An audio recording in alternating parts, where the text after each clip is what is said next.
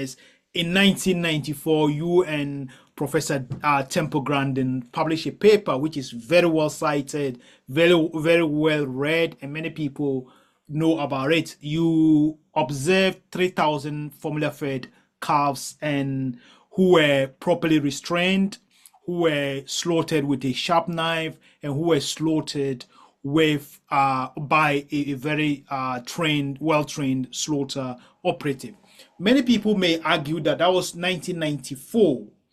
Up to today, have things changed? Would you change your position from the conclusions you made?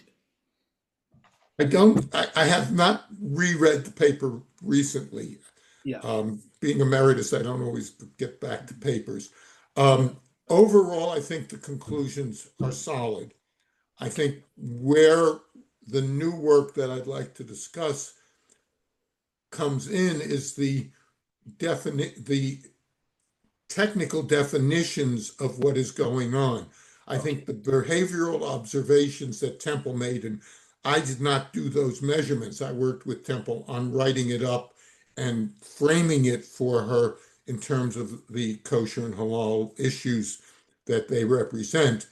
She did the work, and it was representative of her actual observations, and those are sound.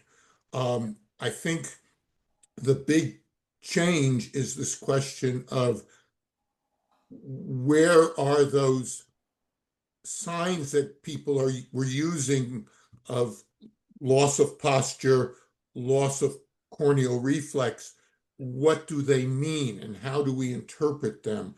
And that, I believe, has changed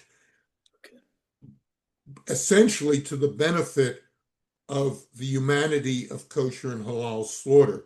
I think when one looks at the new papers that have been coming out, and I'll want to give a framework for their background, it really shows that kosher and halal are much more humane than most of the scientific community in the past has recognized. Yeah.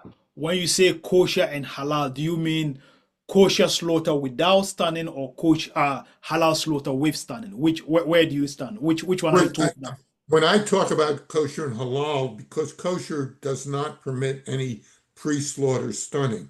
Okay. So I'm talking about non-intervention. What is the impact of the cut itself?